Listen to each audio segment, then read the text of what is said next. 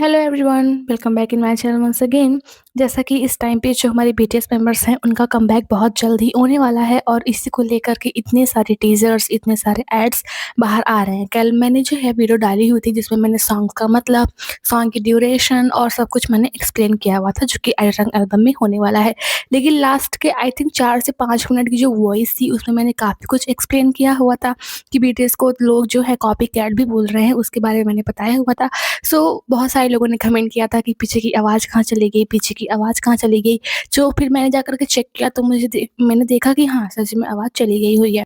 अभी इस वीडियो में आप वहाँ से जो है देख सकते हैं कि कहाँ से मतलब कि आवाज़ गई हुई थी, वहीं से ये वीडियो स्टार्ट हुआ है। एंड जब से बीटीएस का ये वाला ट्रेलर आया हुआ है, बहुत ज़्यादा धमाका इसने मचाया हुआ है, क्योंकि उसमें हमारे जो आरएम है वो बोलते हैं 7 together we can do anything, यानी कि अगर हम लोग साथ साथ में हैं तो हम लोग कुछ भी कर सकते हैं। एंड इसी को टाइटल बना के हर न्यूज़ वाला, जो रोलिंग स्टोन है, जो के मीडिया है, जो फोर्ब्स वगैरह हैं, सब लोग इसी लाइन को लिख कर के वो लोग बीटीएस के बारे में लिख रहे हैं, क्योंकि ये लाइन बहुत ज़्यादा पावरफुल है। यानी कि हम साथ-साथ में कुछ भी कर सकते हैं। हेटर्स वगैरह, र्यूमर स्प्रेडर्स वगैरह बहुत ज़्यादा ऐसी कोशिश करते हैं कि बीटीएस अलग हो जाए, आर्मी अलग हो जाए, लेकिन बीटीएस का कमबैक सबकी बोलती बंद कर देता है। और इसी के साथ में जो नेटफ्लिक्स है उसने भी काउंटडाउन स्टार्ट कर दिया हुआ है। आप देख सकते हैं 16 दिन 10 घंटे 38 मिनट 15 सेकंड रह गए हुए हैं बीटीएस के कमबैक, और नेटफ्लिक्स ने भी काउंटडाउन स्टार्ट कर दिया हुआ है जब वो लाइव दिखाएगा कॉन्सर्ट को, जो कि ग्वांगमन में होने वाला है। एंड सभी मेंबर टीजर में बहुत ज़्यादा अच्छे लग रहे थे, कितना ज़्यादा उन लोग का सीरियस फेस था, बहुत ज़्यादा अच्छे लग रहे थे वो लोग। एंड उसमें उन्होंने एक लाइन और बोली हुई है, be promised our fans that we will be back, 7 together we can do anything, keep swimming. जैसे कि स्विम को मेन टाइटल ट्रैक बनाया गया हुआ है, सो वही वो बोलते हैं कि हमने अपने फैंस से वादा किया हुआ था कि हम आएंगे और हम आए हैं उसी के साथ में, जैसा कि हम सातों साथ में रह करके कुछ भी कर सकते हैं। सो इसी तरीके का इन लोग का ट्रेलर आया हुआ है, द होम कमिंग, यानी कि घर में वापसी। ये लोग अभी तक बहुत दूर थे, अब ये लोग अपने घर में आए हुए हैं, यानी कि घर उनका बीटीएस है। एंड इसके साथ में अगर आप गूगल पे जाकर के बीटीएस को सर्च करते हैं तो आपको वहाँ पे एक बहुत ज़्यादा अच्छा क्विज देखने को मिलेगा जो कि बीटीएस से ही रिलेटेड है। वहाँ पे ना आपको जो है क्वेश्चन पूछे जाएंगे कि मतलब कि बीटीएस किस देश से है, सो आपको बताना होगा साउथ कोरिया। बीटीएस ने अपने जो एल्बम है उसका नाम क्या रखा है, तो आप बताएंगे आयरन। तो वहाँ पे ना आपको आपका लव सॉन्ग दिया जाएगा, एंड लव सॉन्ग वही सॉन्ग होंगे जो कि बीटीएस के 14 सॉन्ग्स होने वाले हैं आयरन के अंदर में।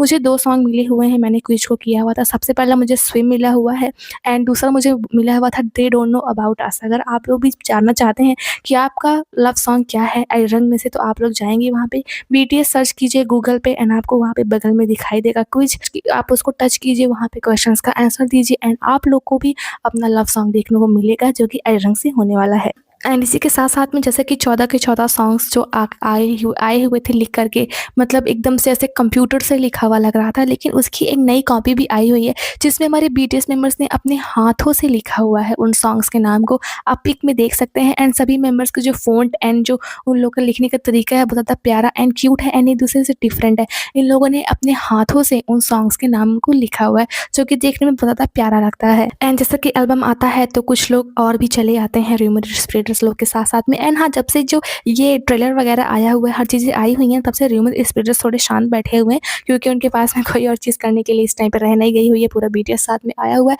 लेकिन हाँ, कुछ नए-नए र्यूमर स्प्रेडर्स निकल के आए हुए हैं जो कि ब्लिंक्स हैं। वो ऐसा बोल रहे हैं कि बीटीएस ने जेनी को कॉपी किया हुआ है।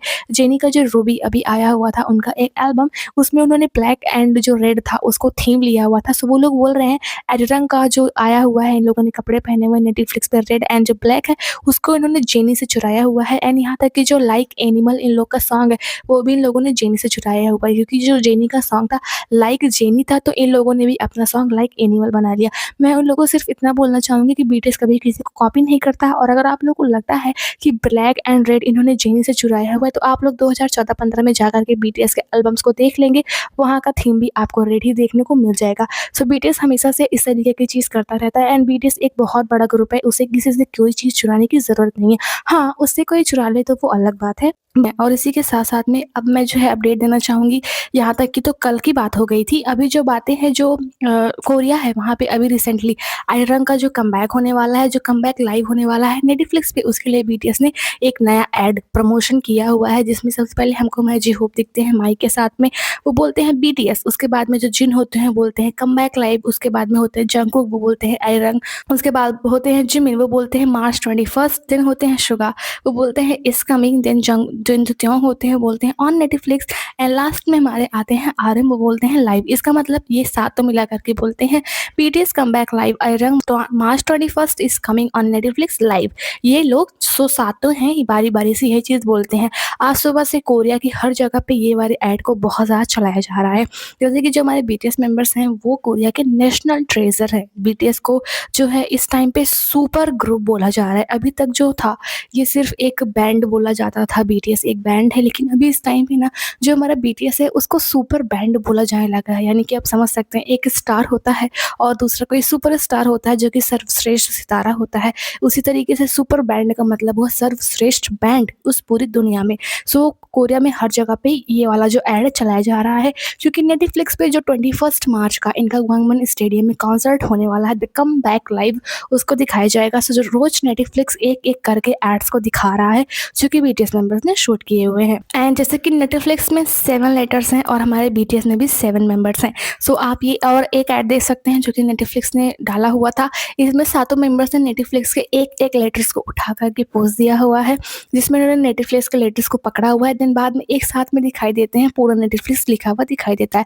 नेटफ्लिक्स पे इन लोग का द कम बैक लाइव आने वाला है। एंड मुझसे किसी ने कमेंट भी किया हुआ था कि जो नेटफ्लिक्स है उसकी सब्सक्रिप्शन कैसे लेनी है ताकि जो कम बैक लाइव है उसे देखा जा सके। देन सबसे पहले आपको वही करना है, आपको नेटफ्लिक्स को डाउनलोड करना है, उसमें अपना अकाउंट बनाना है। देन जहाँ पे आपका अकाउंट होगा वहाँ पे आपको जाना है, वहाँ से आपको स्पेशल सब्सक्रिप्शन लेनी है। देन अगर आपका जो बैंक अकाउंट है अगर वो ऑटो पे को अलाउ करता है तो आप ऑटो प्ले कर सकते हैं। अदरवाइज आपके घर में जो आपके मम्मी पापा हैं कोई भी हैं, अगर उनका जो है जो बैंक है अगर वो ऑटो पे अलाउ करता है तो आप उनके जो फ़ोन है वहाँ से ऑटो प्ले ले सकते हैं। सो 149 रुपये का आई थिंक 1 महीने का है।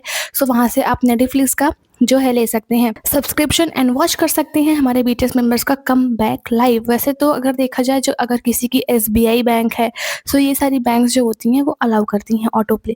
कुछ ही जैसे कि बीओबी हो गया, ये जो बैंक्स होती हैं वो अलाउ नहीं करती हैं। सो अगर जिनका एसबीआई में अकाउंट है वो लोग जो है ऑटो प्ले कर सकते हैं 1 महीने का। लेकिन अगर आप ऑटो प्ले करते हैं तो एक चीज़ का ध्यान रखें कि हर महीने जो होगा ना उतना पैसे आपके जो है अकाउंट से कट जाएगा। सो उसी अकाउंट में आप जो है ऑटो प्ले ऑन करने की कोशिश करें जिसमें बैंक में आपके हर महीने पैसे ना हो। यानी कि अगर आपको हर महीने नेटफ्लिक्स का सब्सक्रिप्शन नहीं चाहिए तो हर महीने पैसे कटने से क्या फ़ायदा है। सो आप ऐसे बैंक का लीजिए जिससे जो है हर महीने पैसे ना हो उसमें, ताकि आपका पैसा हर महीने ना जाए। और अगर आपको हर महीने ऑटो प्ले लेना है तब तो कोई बात ही नहीं है। अदरवाइज़ आपके पास में ऐसी कोई डमी बैंक नहीं है तो आप बाद में जा कर के ऑटो पे को ऑफ कर सकते हैं, सो आपका पैसा नहीं कटेगा। सो इस तरीके सब्सक्रिप्शन लिया जाता है। सो अभी कंटिन्यू करते हैं अपडेट्स पे। कमेंट था सो मैंने बता दिया एंड आई थिंक ये काफ़ी लोग को आता होगा। सो अगर बात करें अपडेट की तो जैसे मैंने आपको बताया हुआ था कि जो डिप्लो हैं उन्होंने सबसे ज़्यादा काम किया हुआ है इस एल्बम के अंदर में। उन्होंने प्रोड्यूसर राइटिंग करने में काफ़ी ज़्यादा काम किया हुआ है। सो जो डिप्लो है उन्होंने रिसेंटली अपना एक आप बोल सकते हैं अपना एक इंटरव्यू दिया हुआ है। उन्होंने कुछ बातें कही हुई हैं बीटीएस के लिए कि बीटीएस इस बार किस तरीके का सॉन्ग बनाना चाहते थे, बीटीएस स्टार्टिंग से कैसे थे, उनकी मनोदशा कैसी थी। सो बोलते हैं we went through tons of song and spend months in the studio shaping the sound, digging into textures and mood that felt unexpected but still true to them। मतलब हमने जो है बहुत सारे सॉन्ग्स को बनाया और हमने बीटीएस मेंबर से सुना भी हुआ है। उन्होंने कम से कम 100 सॉन्ग्स बनाए थे और 100 सॉन्ग्स में से उन्होंने 14 सॉन्ग्स को चुना हुआ था। सो ही डिप्लो बोलते हैं कि हमने टॉन्स ऑफ द सॉन्ग को बनाया और महीनों हम लोगों ने स्टूडियो में बिताए। जैसे कि बीटीएस मेंबर्स मिलिट्री से डिस्चार्ज होने के बाद में डायरेक्ट एलए चले गए हुए थे और वहाँ से वो लोग ऑलमोस्ट अक्टूबर में आए हुए थे। 2 से 3-4 महीने उन्होंने जो है एलए में स्टूडियो में बिताए हुए थे। जो साउंड था उन लोगों का उसको शेप दे रहे थे, उसको आकार दे रहे थे। वो लोग जो टेक्सचर होता है म्यूजिक को उसको डिग कर रहे थे, मूड्स आ रहे थे उस टेक्सचर्स की वजह से। वो थोड़े अनएक्सपेक्टेड थे लेकिन उनके लिए बहुत ज़्यादा सही थे, यानी कि बीटीएस मेंबर्स के लिए।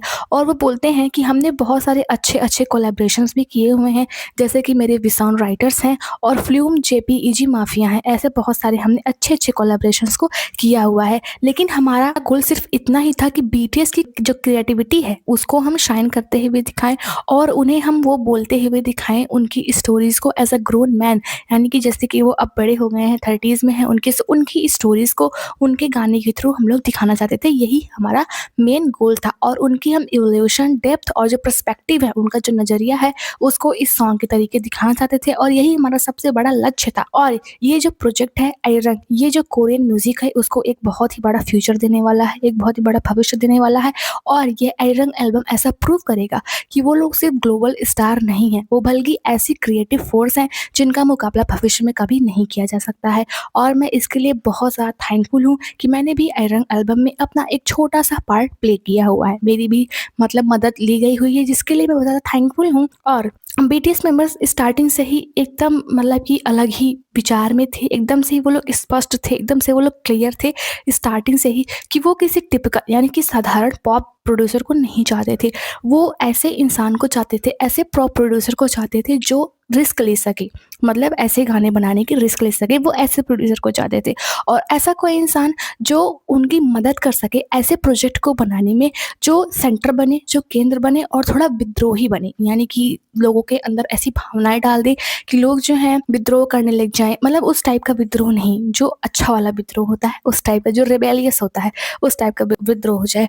और वो बोलते हैं कि मुझे याद है जब मुझसे बीटीएस ने कहा हुआ था, लेट्स डू समथिंग रेवोल्यूशनरी, मतलब कि चलो कुछ क्रांतिकारी तरीके से काम करते हैं। बीटीएस मेंबर्स ने उनसे ऐसा बोला हुआ था। सो उन्होंने अपने इस इंटरव्यू में बताया हुआ है कि बीटीएस स्टार्टिंग से कैसे थे, उन्होंने कितना ज़्यादा हार्ड वर्क की हुई है एंड अपने एल्बम में वो क्या दिखाना चाहते हैं। और वो एल्बम ऐसा बनाएंगे कि आगे आने वाली बहुत सारी जो जनरेशन्स होगी उस एल्बम को याद रखने वाली हैं, जिसका मुकाबला कोई नहीं कर सकता। मान लो अगर एल्बम का मुकाबला कोई कर भी ले, लेकिन बीटीएस का मुकाबला तो कोई कर ही नहीं सकता है। उन्होंने डिप्लो ने ऐसा बोला हुआ है कि उनके जो हाव भाव थे वो स्टार्टिंग से ही बहुत ज़्यादा स्ट्रॉन्ग और बहुत ज़्यादा अलग थे, जैसे कि सच में ये 2.0 ही है बीटीएस का, यानी कि बीटीएस इस बार बहुत ज़्यादा अलग होने वाला है।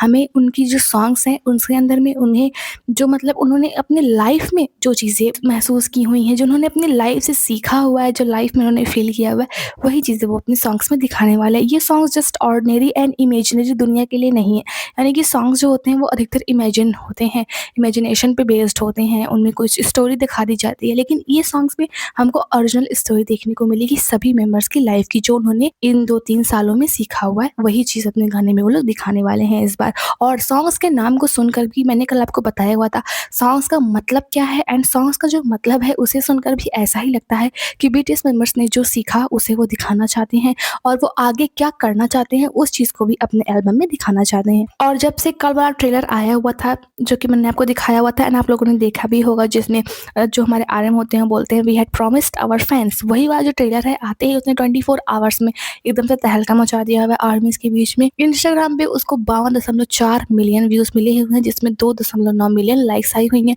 टिकटॉक पे 2.5 मिलियन व्यूज गए हुए हैं, यूट्यूब पे 1.8 मिलियन और ट्विटर पे 7.2 मिलियन व्यूज गए हुए हैं, यानी कि बहुत सारे लोग उसको देख रहे हैं। एंड ऑफ कोर्स ट्रेलर भी ऐसा ही था। एंड रिसेंटली जो सरकार है, सियोल की सरकार है, जो साउथ कोरिया की सरकार है, उसने अपनी चिंता को दिखाया हुआ है ग्वांगमन स्टेडियम में होने वाले इस कॉन्सर्ट को लेकर के। जैसे कि जो ग्वांगमन स्टेडियम है वो ना इनका सांस्कृतिक प्लेस है, यानी कि जैसे हमारे यहाँ बहुत ज़्यादा रिस्पेक्टेड मंदिर हो गई, मस्जिद हो गए या फिर गुरुद्वारा हो गया, ऐसे ही जो ग्वांगमन स्टेडियम है उन लोग के जैसे पूर्वज नहीं बोलते हैं, उनके यहाँ की धरोहर मानी जाती है, सांस्कृतिक हेरिटेज माना जाता है। सो उसी को लेकर के जो कोरियन मीडिया है एंड जो गवर्नमेंट है उन्होंने अपनी चिंता को बताया हुआ है। उन्होंने कहा कि जैसा कि एक पब्लिक स्पेस है एंड यहाँ पे कॉन्सर्ट होने वाला है, लेकिन भीड़ भाड़ बहुत ज़्यादा होने वाली है, जैसे कि 2,60,000 तक जो होंगी आर्मीज वहाँ पे ज्वाइन करने वाली है कॉन्सर्ट को। सो उन्होंने बोला हुआ है कि अगर ये जो कॉन्सर्ट की जो कॉन्सर्ट का एरिया है वो होम है, वो घर है हिस्टोरिकल और कल्चरल सिग्निफिकेंट का जो कोरिया है वहाँ का, सो इसको प्रोटेक्ट करना बहुत ज़्यादा अनिवार्य है। और अपनी जो सांस्कृतिक धरोहर है उसका अगर हम लोग ध्यान रखते हैं, उसकी रक्षा करते हैं, सो ये एक ऑप्शन नहीं होता है बल्कि हर नागरिक का धर्म होता है। सो इसी तरीके से हम भी अपनी जो सांस्कृतिक धरोहर है उसकी रक्षा करना चाहते हैं। सो उन्होंने बोला हुआ है कि अगर कोई एक इंसान गलत व्यवहार करता है, मतलब कोई एक आर्मी अगर वहाँ पे गलत व्यवहार करती है तो बीटीएस एंड आर्मी को ब्लेम किया जाएगा, मतलब एक की वजह से सबको ब्लेम किया जाएगा, बीटीएस एंड आर्मी को अलग तो नहीं किया जाएगा। लेकिन अगर एक आर्मी कुछ गलत काम करती है तो वो बीटीएस की छवि को खराब करेगा। सो वही वो लोग बोल रहे हैं कि रात भर कैंप लगाना अनिवार्य नहीं है, यानी कि जो ग्वांगमन स्टेडियम है वहाँ पे आप रात भर कैंपिंग नहीं कर सकते हैं। अगर करते हैं तो पूरे सम्मान के साथ में कीजिए, लेकिन कोशिश कीजिए कि वहाँ पे रात भर कैंपिंग ना कीजिए, वहाँ पे कूड़ा कचरा मत कीजिए। जो ग्वांगमन स्टेडियम की जो वो सब है वहाँ पे बहुत अच्छे घर बने हुए हैं कोरिया, जो ओल्ड जमाने में घर बनाए जाते थे, हमने रन बीटीएस में देखा भी होगा। वहाँ पे चढ़ने की कोशिश ना करें, करे, पता चले फ़ोटो लेने के लिए वहाँ पे चढ़ने की कोशिश करे, रात भर कैंपिंग ना करे, कूड़ा-कचरा ना बहाएँ और जो रिस्ट्रिक्टेड एरियाज़ हैं वहाँ पे ना जाएँ, क्योंकि आर्मीज़ की छवि ही बीटीएस की छवि है। वो ऐसा बोलते हैं the image of army is the image of BTS, यानी आर्मी की तस्वीर ही बीटीएस की छवि है। दिस इज़ अबाउट रिस्पेक्ट, ये एक रिस्पेक्ट की बात है फॉर द सिटी, शहर के लिए, इट्स हिस्ट्री, इसके इतिहास के लिए, इट्स कल्चर हेरिटेज, इसकी सांस्कृतिक धरोहर के लिए और पब्लिक सेफ्टी के लिए भी। जैसे भगदड़ मच जाएगी तो हो सकता है लोगों को नुकसान पहुँच सकता है। बीटीएस ने भी बहुत बार इस चीज़ को लेकर के चिंता दिखाई हुई है। जब एक बार तवांग एयरपोर्ट पे जा रहे थे, बहुत सारी आर्मीज़ एक-दूसरे को धक्का दे देकर आगे निकल जा रही थी, जिसमें कुछ आर्मीज़ नीचे भी गिर जा रही थी, उनको चोट लग जा रही थी। तो इसीलिए धक्का-मुक्की ना मचाएँ एंड बहुत आराम से वहाँ पे जाएँ, जैसे कि भीड़ बहुत ज़्यादा होने वाली है और बीटीएस की रिस्पेक्ट का बहुत ज़्यादा ध्यान रखें, क्योंकि बीटीएस का कॉन्सर्ट वहाँ पे होने वाला है।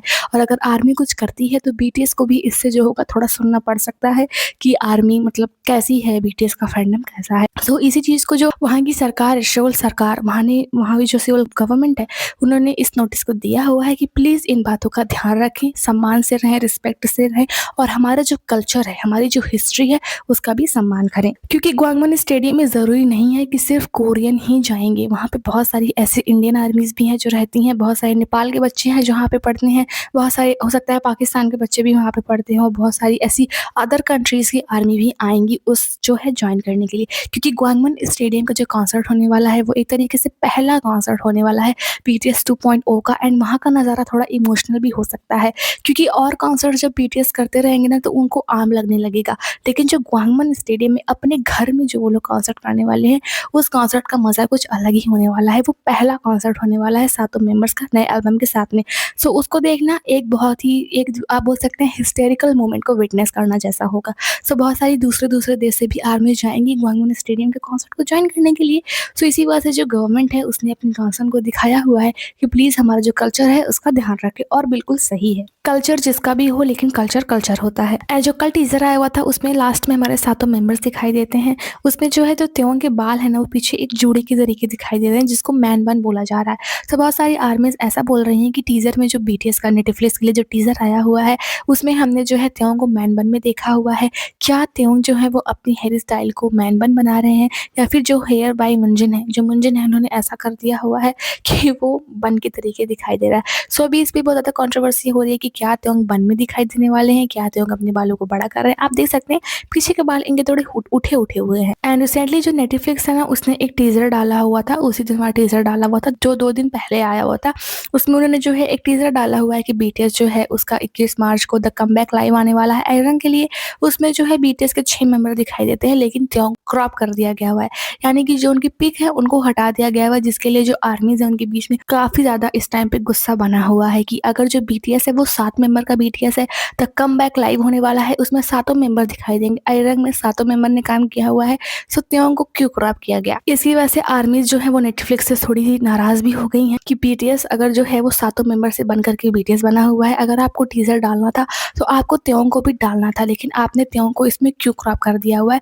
एंड उन्होंने मांग की हुई है कि इस शॉर्ट को तो डिलीट कर दिया जाए, या तो इस शॉर्ट को त्योंग के साथ में भी अपलोड कर दिया जाए। इस टाइम पे इसको भी लेकर के काफ़ी सारी कंट्रोवर्सी हो रही है कि आखिर में त्योंग को क्यों क्रॉप किया गया, 6 मेंबर्स को ही क्यों रखा गया, सातों मेंबर हमारा कहाँ है? और हम सभी को पता है कि त्योंग का क्रेज़ कितना ज़्यादा है।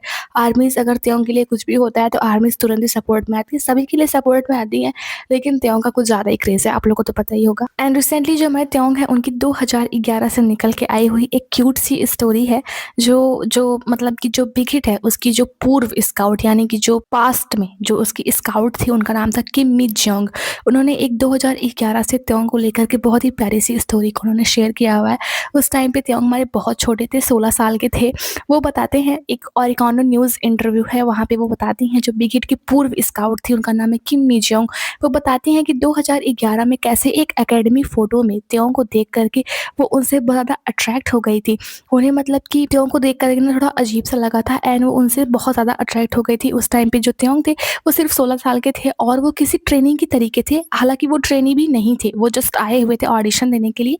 वो ट्रेनी भी नहीं थे, लेकिन जैसे आम ट्रेनी होते हैं हैं उन्हीं के तरीके वो दिखाई देते थे। सो बोलती हैं कि 16 साल के करियर में मैंने मिलियंस ऑफ ऑडिशन देखे हुए हैं, लेकिन इस वाले ऑडिशन को देख कर के वो थोड़ी-सी दंग रह गई थी, क्योंकि जो त्योंग थे ना 2011 में अपने एक फ्रेंड के साथ में ऑडिशन को देने के लिए आए हुए थे और बार-बार अपने फ्रेंड से यही पूछ रहे थे, दिस इज़न्ट ए स्कैम, ये कोई धोखाधबाजी तो नहीं है ना? कोई स्कैम तो नहीं है ना? क्योंकि ऐसे बहुत सारे स्कैमर्स देखने को मिल जाते हैं, जो झूठ-मूठ की कंपनी बना कर के खोल के बैठ जाते हैं। हमारे इंडिया में भी बहुत हर जगह स्कैमर्स होते हैं भाई। कोई फ़ोन करके आपसे ओटीपी ले ले रहा है, कोई कुछ भी करके स्कैमर्स तो बहुत ज़्यादा भर गए हैं। एंड बीटीएस के साथ में भी एक स्कैम हुआ है, मुझे उस पे वीडियो भी बनानी थी, बट मैं भूल गई, कोई बात नहीं, मैं बना दूँगी। त्योंग बार-बार अपने फ्रेंड से पूछते हैं कि भाई ये कोई धोखाधड़ी तो नहीं है ना? स्कैमर्स तो नहीं है ना? सो उनका फ्रेंड जो था वो बोलता है, नहीं ये बिगिट है। बिगिट उस टाइम पे बहुत ज़्यादा फेमस नहीं था। उसको ओपन हुए सिर्फ 6 साल हुए थे।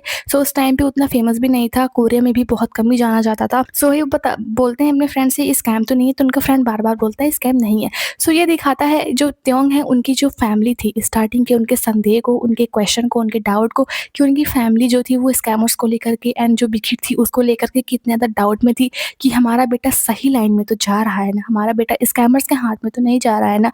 सो जो किम नी जोंग है, इस टाइम पे जो जापानीज़ का ग्रुप है वाईबी, उसके डेब्यूट को लेकर के वो उसका काम सँभाल रही हैं। सो जो मी जियोंग है उन्होंने बताया कि त्योंग को देखना उनके लिए सबसे ज़्यादा अच्छी डिस्कवरी थी। आज तक की मतलब जितने भी उन्होंने ट्रेनीज़ वगैरह को देखा उनमें सबसे अच्छा उनको त्योंग ही लगा हुआ था और त्योंग को पाना उनके लिए सबसे ज़्यादा अट्रैक्टिव था, जिसने जो है बीटीएस के अर्ली ईयर्स को शेप देने में मदद की हुई, यानी कि त्योंग ने बीटीएस के अर्ली ईयर को शेप करने में, ग्रो करने में मदद की हुई है। सो वही वो बताती हैं कि त्योंग एंड उनकी फैमिली कितने ज़्यादा डरे हुए थे एंड हर कोई डर जाता है, किसी के ऊपर आसानी से बिलीव करना अच्छा नहीं होता है। एंड मुझे त्योंग की फैमिली एंड त्योंग को देख कर के मुझे मेरी याद आ जाती है।